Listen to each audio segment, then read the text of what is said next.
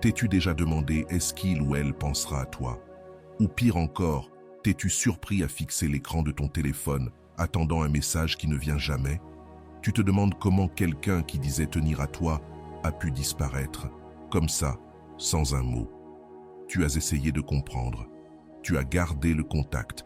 Tu as même justifié des comportements impardonnables, juste pour ne pas le perdre. Et lui, de son côté, s'est éloigné, froidement, en silence, comme si tout ce que vous aviez vécu ne signifiait rien.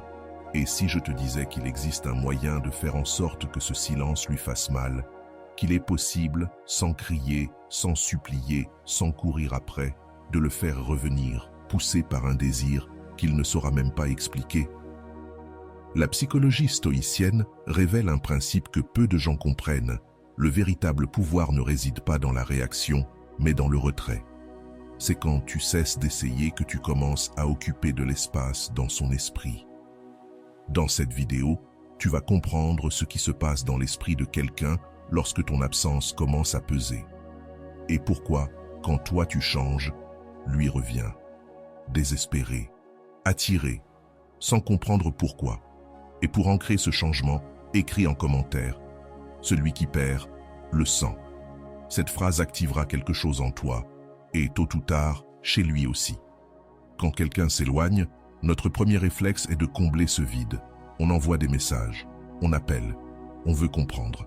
C'est comme si un trou s'ouvrait dans notre quotidien et qu'on cherchait désespérément à le remplir. Mais que se passe-t-il quand tu arrêtes de lutter? Quand tu acceptes simplement ce vide et que tu le laisses exister? L'espace que tu occupais dans sa vie commence à crier. D'abord un simple murmure, un souvenir, une nostalgie, puis un écho, et enfin, un cri impossible à ignorer. Le vide n'est pas une faiblesse. C'est une arme, et tu n'as même pas besoin d'agir pour qu'elle fonctionne. Il suffit de permettre au silence d'exister. Pense à ce moment où tu es assis tranquillement chez toi, à regarder la télévision, et soudain, la lumière s'éteint. Qu'est-ce que tu remarques en premier? Ce n'est pas l'obscurité, c'est le silence. Ce bourdonnement du frigo, ce souffle de la climatisation, tout ce bruit de fond auquel tu ne prêtais plus attention. Et soudain, tu en ressens l'absence.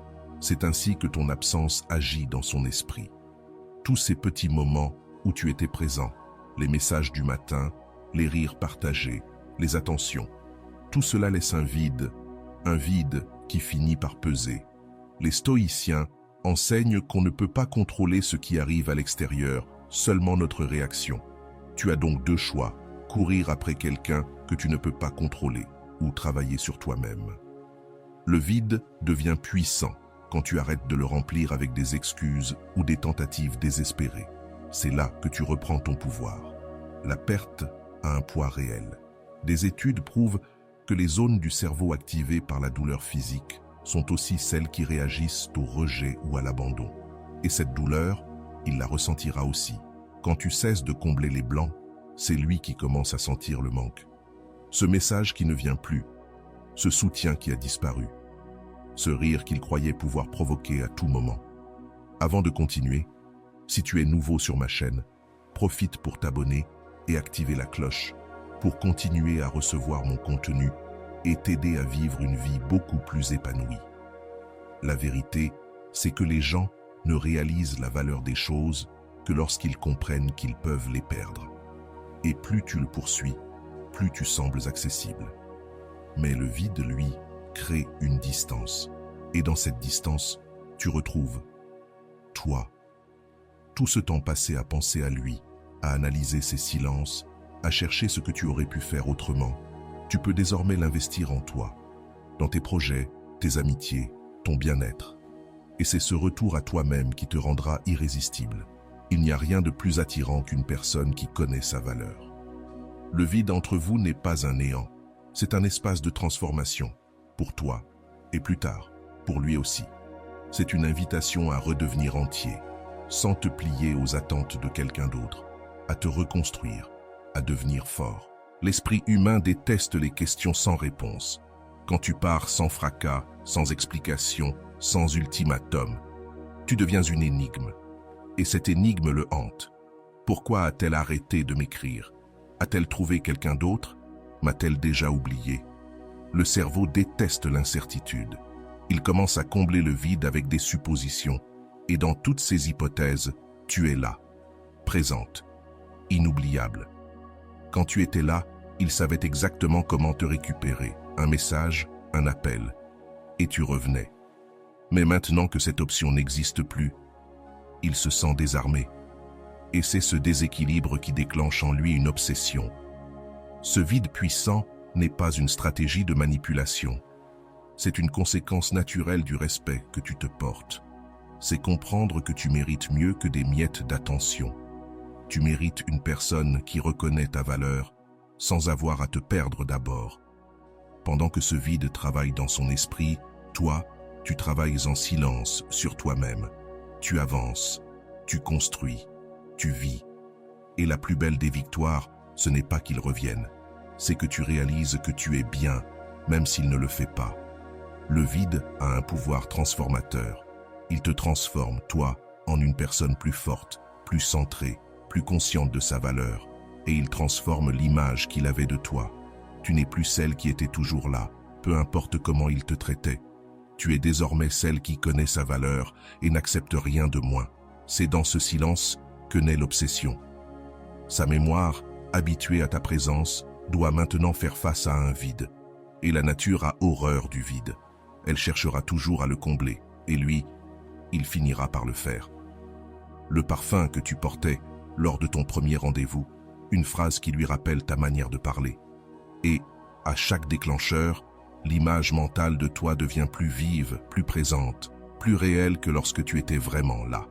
L'obsession commence comme une légère curiosité.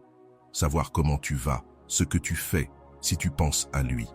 Mais plus le temps passe sans aucun contact, plus cette curiosité devient intense, presque urgente. Le cerveau humain est programmé pour accorder de l'importance à ce qui est incomplet. C'est ce qu'on appelle l'effet Zeigarnik. Nous retenons davantage les tâches inachevées que celles que nous avons terminées. Une relation qui se termine brutalement, sans résolution claire, sans cette fameuse conversation finale, reste comme un dossier ouvert dans l'esprit. Et un dossier ouvert consomme de l'énergie mentale, fonctionne en arrière-plan comme un programme sur un ordinateur mal fermé, prenant de la mémoire et ralentissant tout le reste. Alors, son esprit commence à imaginer des scénarios. Et si j'avais agi autrement? Que se passerait-il si j'envoyais un message maintenant? Répondrait-elle? Serait-elle déjà passée à quelqu'un d'autre? Chaque question sans réponse alimente l'obsession.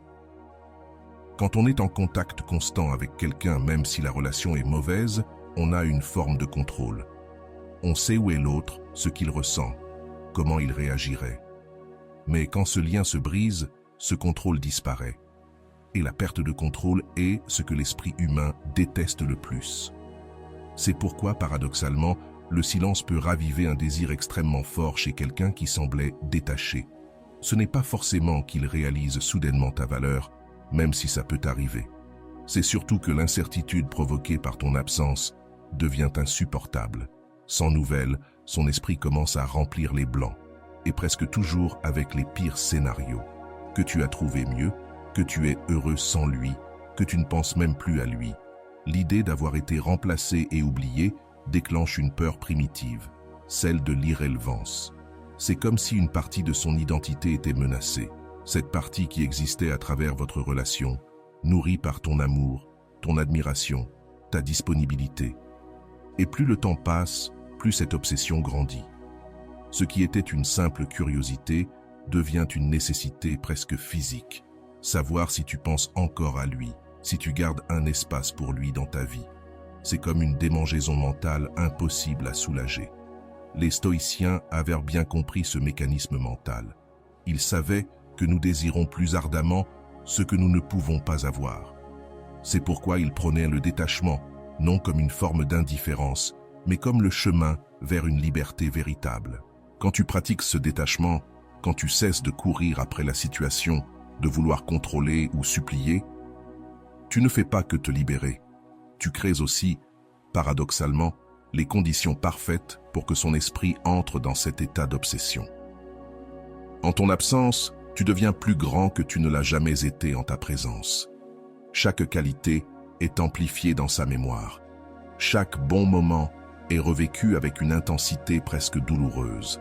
Et chaque erreur qu'il a commise semble aujourd'hui impardonnable, digne d'un profond regret. L'esprit obsédé ne peut plus se concentrer sur rien d'autre. Le travail, les études, les relations, tout semble terne comparé à l'intensité de cette fixation. C'est comme si le monde était en noir et blanc, sauf les souvenirs de toi qui restent en couleur.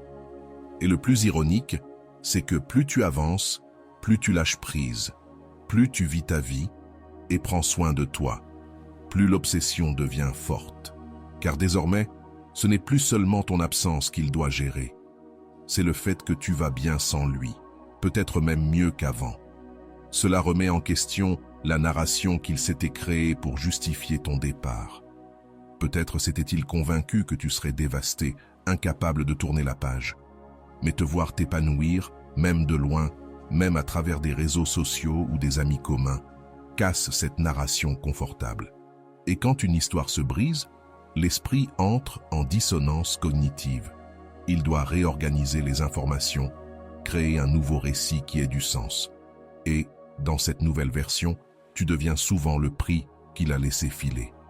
La personne incroyable qu'il n'a pas su apprécier quand il en avait l'occasion. L'obsession atteint son apogée quand il réalise que le temps passe et que tu ne reviens pas.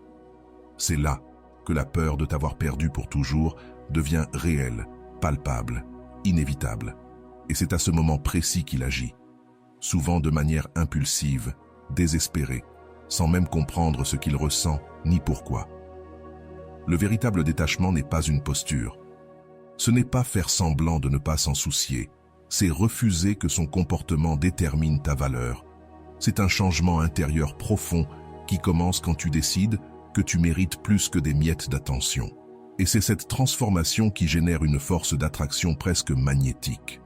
Quand tu cesses de courir après l'approbation, il se passe quelque chose de surprenant.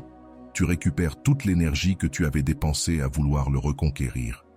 Cette énergie que tu perdais à écrire des messages sans réponse, à traîner dans les lieux qu'il fréquentait, tu la rediriges vers toi.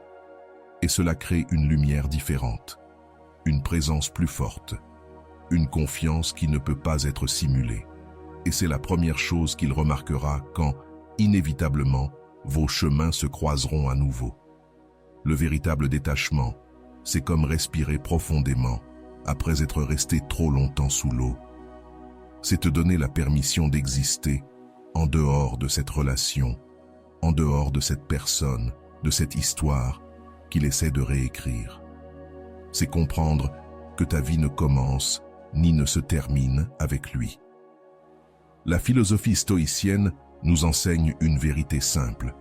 Placer notre bonheur dans ce que nous ne contrôlons pas comme les sentiments de quelqu'un d'autre est le chemin le plus court vers la souffrance. Marc Aurèle a écrit « Tu as du pouvoir sur ton esprit, pas sur les événements extérieurs. Prends conscience de cela et tu trouveras la force. » Le détachement commence par de petites décisions quotidiennes. Quand tu ressens l'envie irrésistible de visiter son profil, mais que tu choisis de faire autre chose. Quand ton téléphone sonne, ton cœur s'accélère en pensant que c'est lui, mais tu refuses de laisser cela ruiner ta journée quand ce n'est pas le cas. Quand un souvenir ressurgit et qu'au lieu de te noyer dans la nostalgie, tu remercies la vie pour les leçons, puis tu continues d'avancer. C'est un processus, pas un interrupteur qu'on allume ou qu'on éteint. Certains jours seront plus difficiles que d'autres.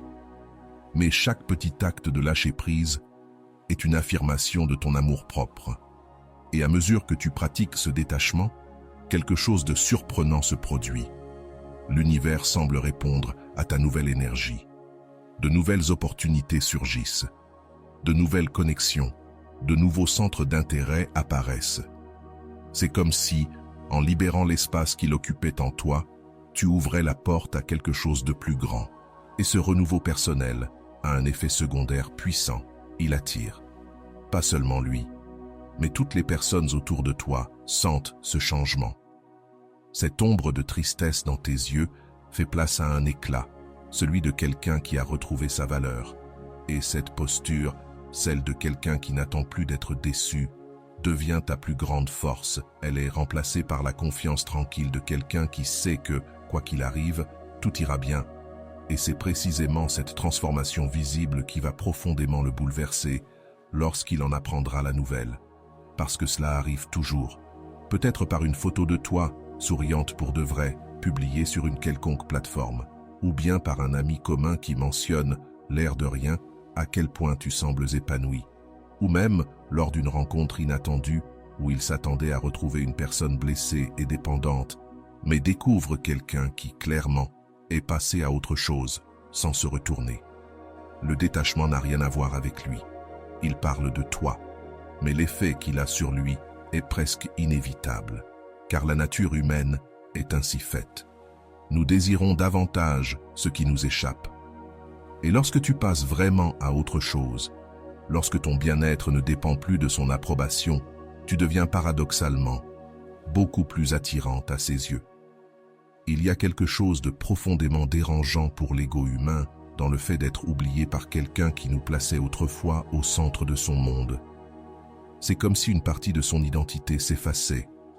Et c'est ce malaise qui commence à croître en lui lorsqu'il réalise que tu as vraiment tourné la page. Le détachement authentique crée un vide qu'il sentira le besoin de combler. Non pas parce que tu joues un rôle ou manipules, mais parce que l'absence de quelqu'un qui t'aimait sincèrement laisse un espace qu'aucune autre présence ne semble capable de remplir. Tant que tu étais là, disponible, il pouvait se permettre de ne pas choisir, de te garder en attente, de profiter de ton attention quand cela l'arrangeait. Le détachement vient briser ce schéma confortable. Soudain, il n'y a plus aucune garantie. La certitude que tu serais toujours là, quoi qu'il arrive, n'existe plus. Il est crucial de comprendre que ce processus ne vise ni la vengeance, ni la souffrance de l'autre. Il s'agit de se respecter soi-même, de réclamer sa dignité, de comprendre que les relations saines se construisent dans la réciprocité, pas dans un déséquilibre où l'un donne toujours pendant que l'autre prend. Le détachement qui attire ne vient pas du ressentiment, mais de l'amour-propre. Ce n'est pas de l'amertume, mais une profonde compréhension de ce que tu mérites. Et c'est précisément cette clarté, cette fermeté tranquille, qui crée une force d'attraction irrésistible. Quand tu cesses de courir après, de mendier, d'accepter des miettes, tu transformes fondamentalement la dynamique entre vous. Tu n'es plus cette option garantie, ce refuge sûr, toujours accessible, peu importe comment il te traitait. Cela instaure un nouvel équilibre, pas un pouvoir sur lui, mais un pouvoir sur toi-même. Tu découvres une nouvelle capacité à poser des limites, à exiger le respect, à attendre la réciprocité. Et c'est ce changement qui le forcera à reconsidérer tout ce qu'il croyait savoir sur toi, sur votre relation, et même sur ses propres sentiments. Le véritable détachement crée aussi l'espace pour qu'il ressente un manque qu'il ne connaissait pas lorsqu'il te savait là, disponible, à attendre. Car désormais, ce n'est pas seulement ta présence physique qu'il a perdue, mais la sensation d'être spécial à tes yeux, d'avoir une place unique dans ta vie. C'est une leçon que beaucoup n'apprennent que trop tard. On ne réalise la vraie valeur d'une personne que lorsqu'elle n'est plus à notre portée.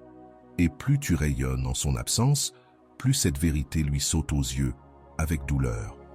Il y a une différence fondamentale entre la valeur et la validation. La validation est ce sentiment temporaire d'importance que l'on recherche à l'extérieur. Un compliment, un message, une attention. Le valeur, en revanche, est quelque chose d'intrinsèque. Elle existe même sans approbation extérieure. Et c'est souvent dans la solitude, après une rupture ou un éloignement inexpliqué, que les gens découvrent cette différence. Notre premier réflexe est de chercher une validation extérieure, de vouloir entendre que nous sommes encore désirables, aimés, irremplaçables. Mais la vraie transformation commence quand on cesse de la chercher et qu'on se reconnecte à sa valeur intérieure, celle qui ne dépend ni des messages qu'on reçoit, ni des compliments, ni de l'attention que quelqu'un choisit de nous accorder. C'est un processus presque alchimique, transformer la douleur du rejet en une redécouverte de soi-même. Réorienter l'énergie qu'on mettait à vouloir plaire ou reconquérir pour l'utiliser à se reconstruire. Cela commence par des questions simples mais puissantes. Qui étais-je avant lui? Qu'est-ce qui me rendait vraiment heureuse? Quel rêve ai-je mis de côté pour cette relation? Quelle part de moi ai-je étouffée pour ne pas déranger? Petit à petit, tu reconstruis ton identité, pas celle de l'ex, mais ton identité authentique. Cette femme avec ses passions, ses idées, ses rêves. Celle qui sait rire, à en avoir mal au ventre, et qui n'a pas peur de pleurer quand il le faut. C'est comme retrouver un trésor enfoui juste sous tes pieds. Ces qualités que tu avais, celles-là même qui faisaient briller ses yeux, mais que tu avais peu à peu laissées de côté pour devenir ce que tu pensais qu'il voulait. Les stoïciens avaient compris cette vérité. Épictète, philosophe stoïcien né esclave, disait « Ce qui importe, ce n'est pas ce qui t'arrive, mais la manière dont tu y réagis, son rejet, son retrait, son silence. Rien de cela ne définit ta valeur. Ce qui la définit, c'est ta réponse. Et lorsque tu choisis de répondre avec dignité, amour-propre, et cette certitude tranquille que ton essence ne change pas parce qu'il ne l'a pas vue, quelque chose de magique se produit. Tu commences à attirer, pas seulement lui, mais toutes sortes d'énergies positives. Ce retour à ta propre valeur se manifeste de 1000 façons. Dans la manière dont tu t'habilles, non pour impressionner, mais parce que tu te sens bien dans ta peau. Dans la manière dont tu parles avec assurance, sans ce tremblement dans la voix qui trahissait la peur de déplaire. Dans la manière dont tu occupes l'espace, non en te faisant petite, mais en affirmant que tu as autant ta place que quiconque. Et c'est cette transformation visible qui va le frapper comme un éclair quand il te reverra. Parce que ce qui attire, ce n'est pas de faire semblant d'être indifférente. C'est cette véritable métamorphose de quelqu'un qui a retrouvé son propre éclat. Pense à ce que tu ressens quand tu recroises quelqu'un qui a beaucoup évolué. Tu te demandes, comment a-t-il fait? Qu'est-ce qui a changé? Et qui d'autre le remarque? C'est exactement ce qu'il ressentira. Et très vite, cette curiosité deviendra du regret. Car il réalise, peut-être pour la première fois, ce qu'il a laissé filer. Non seulement la personne que tu étais à ses côtés, mais cette nouvelle version de toi, plus forte, plus confiante, plus complète. Et lorsque ton vrai pouvoir est restauré, la dynamique change. Avant, il avait tout le pouvoir, choisir quand répondre, quand revenir, quand s'éloigner. Mais maintenant, c'est terminé. Se rapprocher de nouveau ne se fera plus selon ses conditions, mais selon les tiennes. Car maintenant, tu sais ce que tu mérites, ce que tu es prêt à accepter, et ce qui, désormais, n'est plus négociable. Cette nouvelle perspective est profondément déstabilisante pour quelqu'un qui était habitué à t'avoir toujours disponible, toujours en attente, toujours prêt à accepter les miettes de son attention. Soudainement, les règles du jeu ont changé et il n'a même pas été consulté. La clarté que tu as retrouvée t'apporte un regard neuf. Tu vois désormais avec lucidité les schémas toxiques que tu avais normalisés. Ce manque de respect déguisé, ces promesses creuses que tu acceptais simplement parce qu'elles étaient mieux que rien. Et avec cette clarté vient une force que tu n'avais peut-être jamais connue auparavant. Le pouvoir de dire non. Le pouvoir de poser des limites, d'exiger plus que de simples mots, de demander des actions concrètes qui prouvent un vrai changement et non un regret temporaire né de la peur de te perdre. C'est cet équilibre nouveau qui le poussera à te chercher, désespérément, sans même comprendre pourquoi. Parce que la dynamique entre vous a basculé. Il ne s'agit plus de savoir s'il te trouve assez bien, mais de savoir s'il mérite une seconde chance. La paix intérieure que tu as retrouvée n'est pas une stratégie pour le faire revenir. C'est une nouvelle façon d'exister, une manière d'être en relation avec toi-même et avec les autres, où tu refuses de te contenter de moins que ce que tu mérites. Tu ne confonds plus intensité et amour, ni drame et passion. Et cette transformation est si profonde que, lorsqu'il revient enfin, troublé par ton absence, perdu dans ses sentiments, en quête de ce qu'il a perdu, Tu pourrais découvrir que tu ne le veux plus de la même manière, ou peut-être que tu le veux encore, mais à des conditions complètement différentes. Et cela, c'est peut-être la victoire la plus douce, pas de l'avoir à genoux, suppliant pour une autre chance, mais de réaliser que ton bonheur ne dépend plus de lui, que tu as trouvé quelque chose de bien plus précieux en chemin, toi-même. L'absence qui domine n'est pas un vide, c'est une présence en soi, une présence qui s'étend, qui se renforce, qui s'installe dans chaque recoin de l'esprit de ceux qui restent derrière. Et quand cette absence est la tienne, quand tu choisis de te retirer avec dignité au lieu de mendier quelques instants d'attention, elle devient une force irrésistible. Il y a une grande différence entre disparaître par désespoir et se retirer par choix. Disparaître pour provoquer une réaction, pour qu'il te recherche, c'est rester prisonnier de lui. Mais te retirer parce que tu connais ta valeur, parce que tu choisis la paix plutôt que le chaos, c'est autre chose. C'est là que ton absence devient puissante. Les philosophes stoïciens avaient compris cette force. Sénèque écrivait « Retire-toi en toi-même dès que tu le peux, fréquente ceux qui peuvent t'élever, accueille ceux que tu peux aider à s'élever. » Il y a une sagesse profonde dans ces mots. Parfois, tu dois t'éloigner pour grandir. Quand tu te retires d'une dynamique toxique, tu ne fais pas que libérer une place dans sa vie. Tu libères aussi de l'espace dans la tienne. Un espace pour de nouvelles idées, de nouveaux ressentis, de nouvelles possibilités. C'est dans cet espace que tu respires enfin, que tu te regardes avec honnêteté et que tu te demandes « Qu'est-ce que je veux vraiment ? Qui ai-je envie d'être ? Quel type d'amour est ce que je mérite ?» L'absence qui domine commence doucement, presque en silence. Il peut même ressentir un certain soulagement, enfin libre de ces discussions lourdes, de ces attentes constantes. Peut-être même qu'il célèbre intérieurement cette nouvelle liberté. Mais l'esprit humain déteste le vide. Et très vite, ce vide commence à lui peser comme une plaie ouverte. Tout ce qu'il voit, entend ou ressent le ramène à toi. Il se dit « Elle aurait aimé ça. Elle aurait ri de cette blague. Elle saurait exactement quoi dire ici. » C'est comme une maison dans laquelle quelqu'un a vécu longtemps, puis est parti.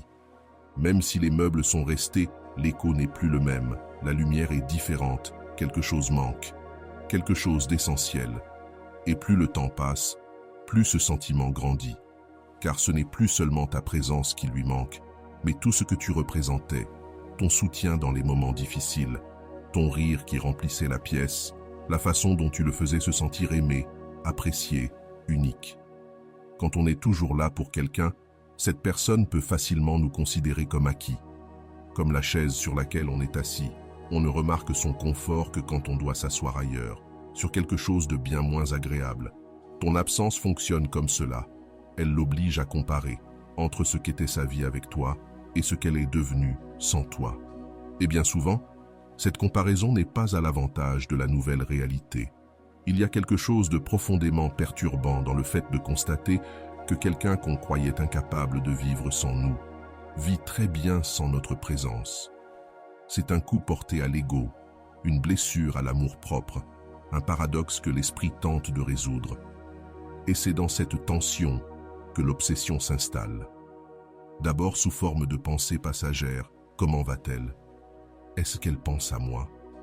Puis, une curiosité plus insistante, une visite à ton profil, des questions à des amis communs, et enfin, un besoin presque physique de savoir, de comprendre, de vérifier qu'il occupe encore une place dans ta vie. Car l'idée d'avoir été complètement oublié, remplacé, est insupportable.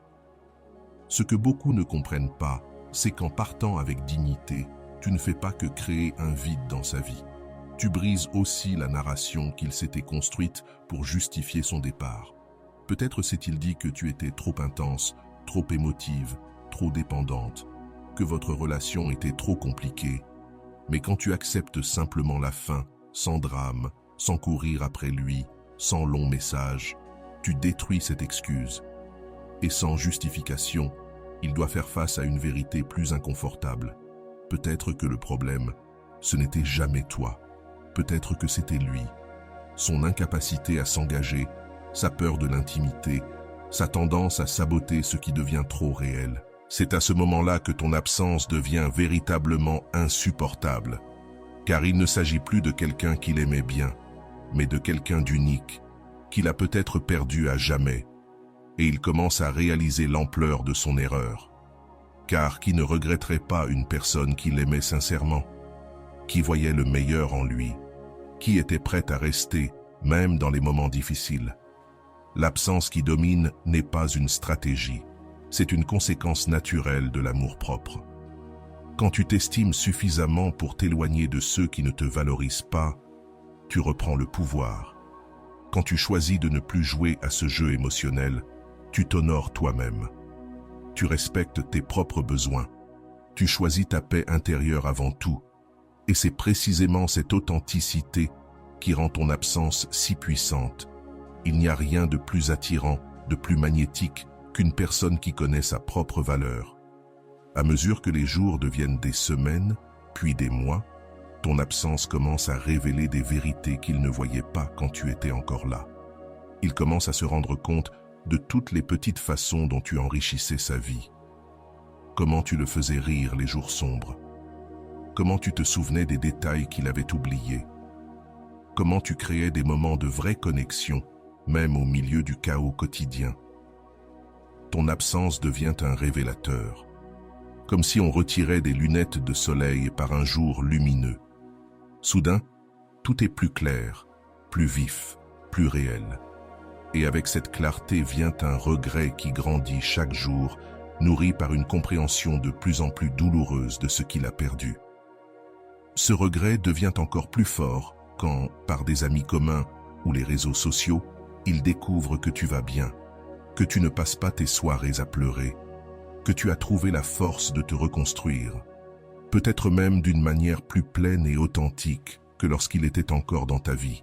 Et cette révélation déclenche une peur nouvelle. La peur de t'avoir perdu pour toujours, la peur d'être remplacé, la peur qu'un autre reçoive désormais ton sourire, ton attention, ton amour. Et il n'y a rien qui occupe l'esprit humain plus profondément que la peur d'une perte irréversible. Il y a un moment spécifique dans le parcours de quelqu'un qui a perdu une personne précieuse, un instant de clarté tranchante, presque douloureuse. C'est le moment où le brouillard de la dénégation se dissipe enfin et où la vérité apparaît sans filtre. Je l'ai perdu et c'est de ma faute. Ce moment n'arrive pas toujours d'un coup. Il ressemble à un lever de soleil. L'obscurité ne disparaît pas brusquement. Elle recule lentement pour laisser place à la lumière, jusqu'à ce qu'il devienne impossible de nier. Un nouveau jour s'est levé, et avec lui vient une douleur particulière, différente de toutes les autres. La première couche de cette douleur, c'est la perception réelle de l'absence. Ce n'est plus un vague manque, c'est une prise de conscience nette de tout ce qui a été perdu, chaque moment unique qui ne reviendra jamais, chaque occasion de faire mieux, désormais envolée. La deuxième couche, c'est le regret, un regret corrosif qui le tient éveillé aux heures les plus silencieuses de la nuit. Un regret qui transforme les souvenirs heureux en torture. Si seulement je l'avais plus valorisée, si seulement j'avais su ce qu'elle représentait, si je ne l'avais pas considérée comme acquise. Et la troisième, la plus douloureuse, l'auto-accusation. Ce n'était pas le destin, ce n'était pas l'incompatibilité, ce n'était pas les circonstances, c'était lui, ses choix. Il a choisi de ne pas valoriser, de ne pas montrer ce qu'il ressentait, de ne pas donner la priorité à la relation quand il en avait encore le temps. Les stoïciens appelaient cela memento mori, la contemplation de sa propre mortalité pour mieux apprécier le présent. Le choc du réveil fonctionne de la même manière. C'est dans ce contraste violent entre ce qu'il avait et ce qu'il a perdu qu'il mesure enfin la valeur de ce qu'il a laissé s'échapper. Mais cette douleur n'est pas linéaire. Certains jours sont plus faciles, d'autres insupportables. Des moments où avancer semble possible, et d'autres où la sensation de perte est si écrasante qu'il en oublie comment respirer. C'est une montagne russe émotionnelle incontrôlable. Une expérience bouleversante pour quelqu'un qui s'est toujours cru rationnel, maître de ses émotions. Ce réveil s'accompagne aussi d'un sentiment d'impuissance. Quand tu étais encore là, à essayer, à t'accrocher à la relation, il avait tout le pouvoir. Il pouvait choisir de répondre ou non, de venir vers toi ou de s'éloigner. Mais aujourd'hui, avec ton silence, ce pouvoir s'est envolé et rien n'est plus désespérant que de se rendre compte qu'on a perdu quelque chose de précieux par négligence et que le récupérer ne dépend plus seulement de soi. Que peut-être, il est trop tard, que tu as tourné la page, que tu as rencontré quelqu'un qui a su te valoriser dès le premier instant, quelqu'un qui n'a pas eu besoin de te perdre pour comprendre ta valeur. C'est là que commencent les scénarios douloureux dans sa tête. Il t'imagine avec quelqu'un d'autre, souriante, rayonnante, partageant tes secrets, construisant des souvenirs, créant une intimité qui n'est plus la sienne. C'est comme regarder un film dont il est le méchant, pas par cruauté, mais par négligence, parce qu'il a mal fait les choix décisifs, parce qu'il a confondu l'essentiel avec le superficiel. Et alors, une autre vérité se révèle. Il ne t'a pas seulement traité ainsi, il a répété les mêmes erreurs dans d'autres relations, les mêmes fuites, les mêmes peurs déguisées en froideur. Le voile tombe, il commence à voir son propre reflet. Il se rend compte de ses limites face à l'amour véritable, de sa peur de s'ouvrir, de s'engager, de grandir à deux. Ce réveil douloureux devient souvent le point de départ d'un vrai changement, pas de ces promesses vides lancées dans la panique, mais de véritables transformations, nées d'une conscience aiguë de ces schémas destructeurs. Et ce réveil intensifie tout. Chaque souvenir heureux devient plus douloureux. Chaque moment de connexion semble plus précieux, parce qu'il est perdu. Chaque geste d'amour ignoré crie aujourd'hui dans sa mémoire, exigeant une reconnaissance tardive. C'est dans cet état de vulnérabilité extrême, d'un regret profond, de clarté douloureuse, qu'il finit par briser le silence, plus par confort ou ennui, plus par orgueil blessé, mais par besoin viscéral de dire ce qu'il a enfin compris. Les messages arrivent, et ce ne sont plus des « coucou, ça va ?» vides de sens. Ce sont des mots chargés d'émotions sincères, des confessions, des excuses profondes, des regrets qui viennent de l'âme, pas seulement des lèvres. Ou alors, ce sont des tentatives plus discrètes, apparaître dans les lieux que tu fréquentes, pousser des amis à organiser une rencontre, n'importe quoi pour briser ce silence qui le consume. Car le réveil douloureux, c'est aussi un deuil, le deuil d'une relation, le deuil de celui qui aurait pu être à tes côtés, mais qu'il n'a pas su devenir à temps. Tu pleures parfois une version idéalisée du futur, un futur qui ne se réalisera jamais. Ce n'est pas seulement la perte de la personne, c'est aussi l'opportunité gâchée de faire les choses autrement, tant qu'il en était encore temps. Comme tout deuil, il traverse différentes phases. Le déni, la colère, la négociation, la dépression, puis l'acceptation. Mais contrairement à la perte d'un être cher, ce type de deuil comporte une torture supplémentaire, la possibilité même infime d'une réconciliation. L'idée que peut-être il y aurait encore une chance de récupérer ce qui a été perdu. Et c'est justement cette possibilité, aussi fragile soit-elle, qui maintient la blessure ouverte, qui saigne et qui résiste à la guérison complète. Mais la vérité, c'est que toutes les histoires ne se terminent pas par une réconciliation. Tous les regrets ne mènent pas à une seconde chance. Parfois, le réveil est trop tardif. Parfois, quand cette personne comprend enfin ce qu'elle a perdu, l'autre a déjà avancé, d'une manière qui ne permet plus aucun retour. Et peut-être que c'est là la leçon la plus dure, mais aussi la plus nécessaire. Nos décisions ont de vraies conséquences. Le temps ne revient jamais. Certaines portes, une fois fermées, le reste pour toujours. Cet amour, aussi fort soit-il, a aussi ses limites. Prendre quelqu'un pour acquis, c'est le chemin le plus court vers sa perte définitive. La douleur du réveil ne consiste pas uniquement à pleurer ce qui a été perdu. Elle consiste à grandir, à comprendre enfin que l'amour véritable n'est pas une possession. Ce n'est pas une commodité, Ce n'est pas quelque chose qui n'existe que lorsque c'est facile. L'amour vrai est un choix, renouvelé chaque jour. C'est une présence consciente, une appréciation constante. Et si cette prise de conscience arrive trop tard pour sauver la relation avec toi, alors peut-être qu'elle servira, un jour, à lui permettre de construire quelque chose de meilleur, même si c'est avec quelqu'un d'autre. Même si toi, celle ou celui qui a déclenché ce douloureux éveil, tu ne vois jamais la transformation que tu as initiée. L'attraction inévitable.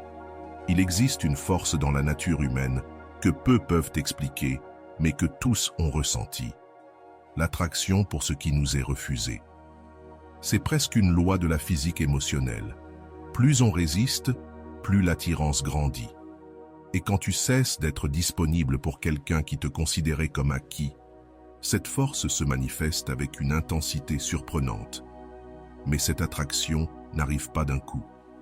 Elle se développe lentement. Elle grandit, nourrie par chaque jour de silence, chaque opportunité manquée de contact, chaque preuve que tu as réellement avancé. Au début, ce n'est qu'une curiosité, une envie légère de savoir comment tu vas, ce que tu fais, si tu penses encore à lui, un regard furtif à ton profil, une question anodine à un ami commun, rien de significatif en apparence. Mais peu à peu, cette curiosité devient plus intense. Les pensées à ton sujet se multiplient, deviennent plus vives. Les souvenirs longtemps endormis se réveillent avec une clarté troublante.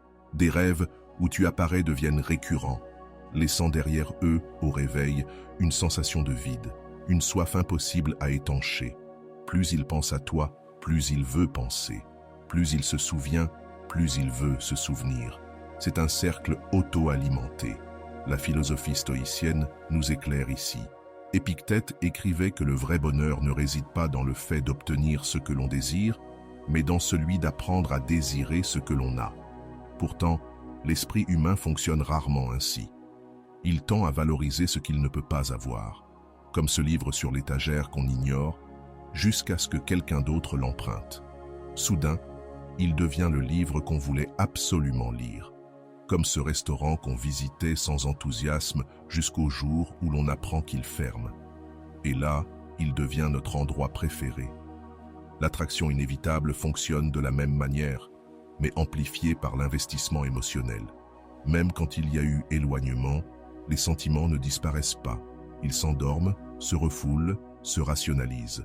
Mais ils restent là, prêts à se réveiller, ravivés par l'absence.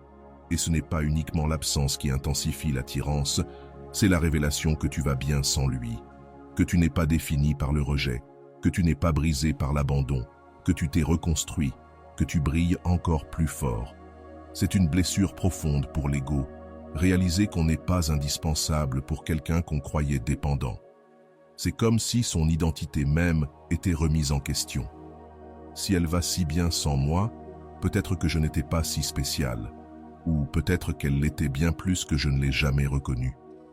C'est à ce moment-là que l'attraction devient intense. Il ne s'agit plus de reprendre ce qui a été perdu, mais de redécouvrir ce qui n'a jamais été vu, ni pleinement apprécié. La grande ironie, c'est que plus tu sembles ne pas avoir besoin de lui, plus il ressent le besoin de toi. Ton indépendance émotionnelle crée un vide qu'il a envie de combler. Ta paix intérieure devient magnétique, bien plus puissante que n'importe quelle déclaration d'amour désespérée. Et s'il a entamé d'autres relations après votre séparation, il ne pourra s'empêcher de comparer. Et ces comparaisons jouent rarement en faveur de la nouveauté, non pas parce que les autres sont moins bien, mais parce que la mémoire idéalise ce qu'elle a perdu, surtout quand cette perte est liée à ses propres erreurs. Chaque frustration, chaque moment d'ennui ou de déconnexion avec une nouvelle personne sera inconsciemment comparé à des souvenirs magnifiés par la nostalgie. Et les souvenirs gagnent souvent, parce qu'ils ont été réécrits avec regret, polis par le manque. Enfin, il existe un phénomène appelé réactance psychologique. Lorsque notre liberté semble menacée, nous désirons plus intensément ce qu'on ne peut plus avoir. Quand tu étais là, à courir après lui, il avait le luxe de choisir. Aujourd'hui, cette option semble lui avoir été retirée. Et ce manque de contrôle renforce encore le désir. L'attraction inévitable se nourrit aussi de peur. La peur de t'avoir perdu pour de bon. La peur que tu aies trouvé mieux. La peur que tout le monde sache qu'il a raté sa chance, pendant que toi, tu avances. Mais surtout, la peur d'avoir commis une erreur irréversible. Et c'est cette tempête émotionnelle, ce mélange de désir, d'absence, de blessures d'ego, de comparaison et de peur, qui crée un phénomène psychologique aussi ancien que l'amour lui-même, le réveil, trop tardif. Ce n'est pas seulement la réactance ou la peur de la perte définitive qui déclenche le déclic. C'est l'accumulation qui déborde, celle qui transforme les pensées en actions, les intentions en initiatives concrètes. C'est à ce moment précis que commence la recherche. D'abord, de manière subtile, un message apparemment anodin, un commentaire sur l'une de tes publications, un joyeux anniversaire, envoyé, même après des mois de silence. Et si ces tentatives n'obtiennent pas la réponse attendue, l'intensité augmente. Message direct, tentative de rencontre, fortuite, déclaration explicite de regret, de manque, de désir de réconciliation. Ce qui rend cette attraction vraiment inévitable, c'est qu'elle ne vient pas uniquement de sentiments persistants du passé. Elle est nourrie par ton évolution présente. Chaque preuve que tu vas bien, que tu es heureux, que tu as trouvé ton équilibre sans lui, elle, ne fait qu'intensifier cette force magnétique. C'est comme si tu étais devenu une version améliorée de toi-même, une version qu'il, elle, reconnaît, mais qu'il, elle, perçoit aussi comme nouvelle, fascinante, stimulante. La même personne dont il, elle, était tombé amoureux, mais désormais enrichie de couches de force, de connaissance de soi, de dignité. Celle qu'on ne gagne qu'en traversant le feu et en ressortant, non seulement vivant, mais transformé. L'attraction inévitable a une autre dimension, le défi. La psychologie humaine est étrange. On accorde plus de valeur à ce qu'on obtient avec effort. Quand tu étais disponible, c'était peut-être trop facile. Maintenant, avec ta distance digne, ton calme apparent, tu deviens un défi. Et peu peuvent résister à l'appel d'un défi, surtout quand il est intimement lié à des émotions déjà ancrées. Il est crucial de comprendre que cette attraction n'est pas de la manipulation. C'est une conséquence naturelle de ton propre cheminement. Tu ne fais pas tout cela pour la reconquérir. Tu ne calcules pas chaque geste pour créer de la jalousie. Tu vis ta vie. Tu honores ta valeur. Tu choisis la paix intérieure plutôt que des relations qui ne te reconnaissent pas. Et c'est justement cette authenticité qui rend ton énergie si magnétique. Il n'y a rien de plus attirant qu'une personne en paix avec elle-même, qui ne cherche plus de validation extérieure pour se sentir complète et qui choisit l'amour non par besoin, mais par envie. Mais cette attraction irrésistible mène à un point de bascule, un moment où il devient tout simplement impossible pour l'autre de continuer à faire semblant, de rester à distance, d'ignorer ce qu'il, elle ressent. Et c'est là que le retour survient. Pas un simple geste pour reprendre contact, mais un mouvement décisif. Il s'accompagne souvent de déclarations enflammées, de promesses de changement, d'aveux sincères de regrets profonds. Et quand ce moment arrive, c'est toi qui as le pouvoir. Cette fois, tu décides, mais pas par peur de perdre, pas par manque, pas pour combler un vide. Tu décides avec clarté, avec une pleine conscience de ta valeur, et avec la certitude tranquille que, quelle que soit ta décision, tu iras bien. Ce retour désespéré est un tournant majeur dans la vie de ceux qui ont perdu quelqu'un d'important. Parce qu'ils n'ont pas su apprécier ce qu'ils avaient. C'est quand la douleur de l'absence, l'intensité du manque et la lucidité du regret convergent que naît ce retour irrépressible. Un moment où la façade de l'indifférence, l'orgueil et toutes les justifications du silence s'effondrent. Ce genre de retour ne se calcule pas, il ne s'anticipe pas. Il surgit comme une impulsion incontrôlable, née d'une pression émotionnelle trop longtemps contenue, comme un barrage qui cède sous la force de l'eau. Et c'est pour ça que ce retour se manifeste souvent de façon surprenante, parfois même embarrassante. Cet homme si sûr de lui, si rationnel, qui semblait avoir tourné la page, se présente soudain chez toi à l'aube, où il t'envoie un message interminable, bouleversé, à 3 heures du matin. Ce qui rend ce moment si fort, c'est le contraste. Celui qui ne répondait plus à tes messages t'en envoie maintenant des dizaines, sans attendre de réponse. Celui qui semblait trop occupé pour toi est désormais libre, à toute heure, prêt à venir où que tu sois. La vérité tombe, la façade du détachement s'efface. Derrière elle, il y a un homme vulnérable, terrifié à l'idée d'avoir perdu quelque chose de précieux, prêt à tout pour le récupérer. Les stoïciens nous enseignent que l'attachement non maîtrisé mène à la souffrance. Épictète disait « Ce qui compte, ce n'est pas ce qui t'arrive, mais la façon dont tu y réagis. » Le retour désespéré est justement cela. Une réaction extrême face à une perte qu'on comprend enfin dans toute son ampleur. Ce retour révèle aussi une vulnérabilité inédite. L'homme qui évitait les discussions profondes, qui fuyait l'intimité, se met soudain à ouvrir son cœur, à confesser ses erreurs, à parler de transformation. C'est comme si toutes les barrières émotionnelles, construites au fil du temps, s'écroulaient sous le poids d'une vérité. Je t'ai perdu et je ne peux pas l'accepter. Ce retour s'accompagne aussi d'un sentiment d'urgence. Celui qui disait avoir besoin de temps veut maintenant des projets concrets. Il parle d'engagement, d'avenir, comme s'il venait de réaliser que le temps est compté et que l'amour véritable ne se trouve pas à chaque coin de rue. Ce moment de retour désespéré révèle beaucoup sur la nature humaine. Il expose notre besoin profond de connexion, même si l'on prétend le contraire. Il dévoile comment l'indépendance émotionnelle est parfois une simple carapace qui cache un cœur affamé d'amour, d'acceptation, de lien. Enfin, ce retour fait voler en éclats l'illusion de contrôle que beaucoup cultivent dans les relations. Cette idée qu'on peut gérer ses émotions comme on gère son agenda. Mais l'amour, lui, ne suit aucune logique rationnelle. Et parfois, il revient. Non pas quand tu le poursuis, mais quand tu es devenu quelqu'un qu'il, elle, ne peut plus ignorer.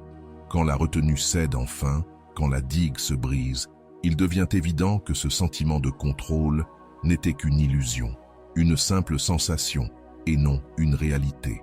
C'est dans cet instant de vulnérabilité extrême que beaucoup d'hommes parviennent enfin à formuler des vérités qu'ils n'avaient peut-être jamais osé admettre, même à eux-mêmes. J'avais peur de l'intensité de ce que je ressentais pour toi. Je ne pensais pas mériter quelqu'un comme toi. Je me suis éloigné parce que j'étais terrifié à l'idée que tu partes la première. La grande tragédie, c'est que ces vérités, ces aveux, qui auraient pu transformer la relation si elles avaient été dites au bon moment, arrivent souvent trop tard, quand la confiance est déjà brisée, quand tu as déjà commencé ton processus de guérison et de reconstruction. Et c'est là que tu fais face à ce qui est peut-être le plus grand défi. Que faire de ce retour désespéré? Comment réagir à cette soudaine explosion d'émotions, de regrets, de promesses de changement? Car aussi sincère que soit ce retour dans l'instant, cela ne garantit pas une transformation durable. L'élan qui pousse quelqu'un à frapper à ta porte à 3 heures du matin avec des déclarations passionnées n'est pas nécessairement le même que celui qui soutient un changement stable dans le temps. La peur aiguë de te perdre ne se transforme pas automatiquement en capacité à te garder. C'est pourquoi ce retour désespéré représente un moment de pouvoir pour toi, mais aussi un moment de grande responsabilité. Pouvoir, parce que peut-être pour la première fois, la dynamique entre vous est réellement équilibrée. Tu n'es plus celui qui attend, qui mendie de l'attention, qui accepte les miettes. Tu es celui qui peut choisir, évaluer, poser des conditions claires. Responsabilité, parce que cette décision ne doit pas être prise sous l'effet de l'émotion, dans l'euphorie de recevoir enfin ce que tu désirais tant. Elle doit être réfléchie, consciente, basée non pas sur ce qu'il dit maintenant, mais sur les comportements passés, sur sa volonté réelle de changer, sur sa capacité à poser des actes concrets. C'est aussi un moment d'épreuve, pas seulement pour lui, mais pour toi aussi. Une épreuve de ta capacité à maintenir les limites que tu as établies, de ton exigence pour des actions tangibles, constantes et cohérentes, de ta force à ne pas retomber dans les anciens schémas, à ne pas accepter moins que ce que tu mérites, simplement par peur de perdre encore une fois. C'est un test de ta propre transformation, de ce que tu as réellement intégré comme valeur personnelle. de ce que tu es prête à risquer pour ne pas compromettre ta paix intérieure, ta dignité, ton amour-propre, que tu as reconquis si chèrement. Le vrai pouvoir d'un retour désespéré n'est pas de réussir à le faire revenir. Il est dans ta capacité à regarder cette situation avec des yeux neufs, avec une perspective transformée par la douleur, la croissance et le chemin de guérison que tu as suivi pendant son absence. Et peut-être que la plus grande ironie est celle-ci. C'est justement quand tu atteins ce point, quand ton bien-être ne dépend plus de son approbation, quand tu sais que tu iras bien, même s'il ne revient jamais. C'est là que tu es le plus susceptible de construire une relation véritablement saine et équilibrée, non plus fondée sur la peur ou le besoin, mais sur le désir conscient d'être avec quelqu'un qui enrichit ta vie, sans être la source unique de ton bonheur. Le retour désespéré, en fin de compte, n'est qu'un moment. Ce qui suit, la reconstruction, la redéfinition des limites, la création d'une dynamique plus saine, voilà ce qui compte réellement. C'est là que commence le vrai travail, celui qui exige de la constance, de l'engagement, une volonté sincère de transformation de la part des deux. Et si cette personne n'est pas à la hauteur, si la panique n'était qu'un feu de paille, si les promesses s'effondrent et que les anciens comportements ressurgissent dès que la peur de te perdre s'éloigne, tu le sauras. Et cette fois, armé de conscience, d'amour-propre et de clarté sur ta valeur, tu feras un choix différent. Un choix non pas fondé sur la peur d'être seul, mais sur la certitude que tu mérites bien plus. Beaucoup plus. Et si cette vidéo a touché quelque chose en toi, si tu t'es reconnu dans ces mots, si tu as ressenti ce frisson intérieur de vérité, c'est le moment de transformer cette prise de conscience en action. Cliquez maintenant sur « S'abonner ». Active la cloche de notification. Parce que chaque nouvelle compréhension sur les relations et le stoïcisme partagé ici est une clé précieuse dans ton processus de reconstruction. Quand tu t'abonnes, tu ne soutiens pas seulement cette chaîne. Tu fais un engagement envers toi-même. Tu déclares en silence « Je mérite plus, je sais ce que je vaux ». Et ce petit acte d'autodétermination est peut-être le premier pas sur le chemin qui te mènera non seulement vers celui qui est parti, mais vers toute la vie abondante qui t'a toujours appartenu. Prends soin de toi. À bientôt.